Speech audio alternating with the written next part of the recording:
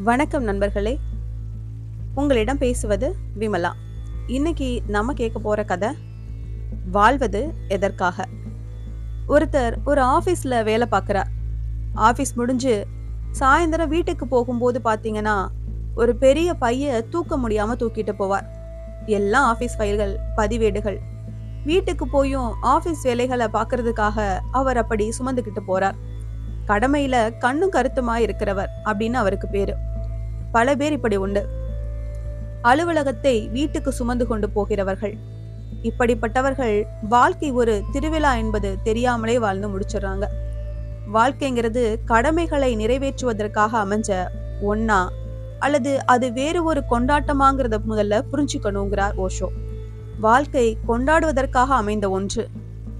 இப்படி நினைக்கிறவங்க வேலை செய்யறதையே விட்டுடுவாங்கன்னு அர்த்தம் இல்ல. அவங்க நிச்சயமா வேலைகளை செய்வாங்க.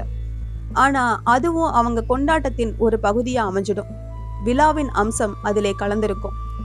வேலையில மூழ்கி போறவங்களுக்கு வாழ்க்கையே வேலையாயிடும். பல பேர் அப்படித்தான் வாழ்வையே ஒரு தொழிற்சாலையா மாத்திக்கிட்டு கவலைப்படுறாங்க. வாழ்றதுக்காக தான் வேலை செய்யறோம், ஆனா வேலையே வாழ்க்கையா போயிடுது. ஆடிப்பாடி மகிழ் நேரம் இல்லாம அந்திம காலம் வந்து சேர்ந்துடுது. கொஞ்சம் நல்லா யோசிச்சு பாருங்க. மனிதனை தவிர மற்ற எல்லாத்துக்கும் இந்த வாழ்க்கைங்கிறது ஒரு விளையாட்டு தான், திருவிழா தான்.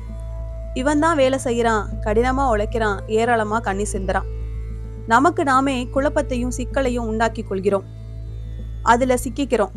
அப்புறம் காலம் முழுவதும் ஓய்வு கிடைக்காதா, நிம்மதியா வாழ்க்கைய அனுபவிக்க முடியாதான்னு ஓடிக்கிட்டே இருக்கிறோம்.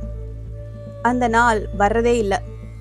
தொழில் போதையில மூழ்கி கிடக்கிறவங்களுக்கு ஓய்வு, மகிழ்ச்சி, வாழ்க்கையின் இன்பம் எதுவுமே தெரியறதில்ல. பழங்குடி மக்களை பாருங்க, தொழிலுக்கும் கொண்டாட்டத்துக்கும் என்ன உறவுங்கிறது புரியும்.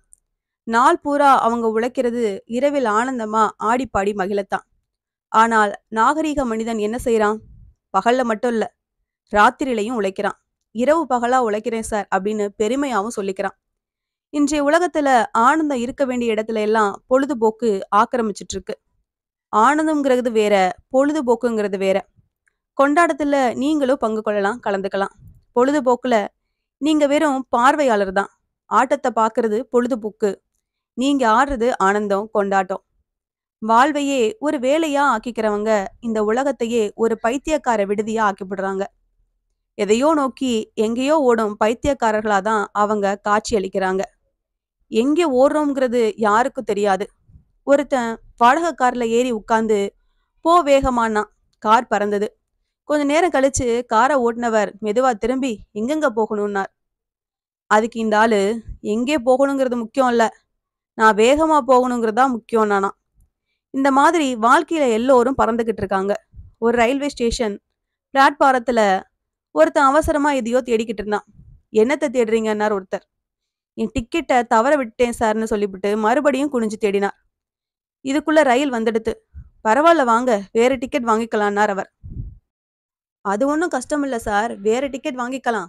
ஆனா அந்த பழைய டிக்கெட் கிடைச்சாதானே நான் எந்த ஊருக்கு போகணுங்கிறது தெரியும் அப்படின்னா இவன். இந்த கதை உங்களுக்கு பிடிச்சிருந்தா லைக் பண்ணுங்க, ஷேர் பண்ணுங்க, சேனலை மறக்காம சப்ஸ்கிரைப் பண்ணுங்க. அடுத்த கதையில சந்திக்கலாம்.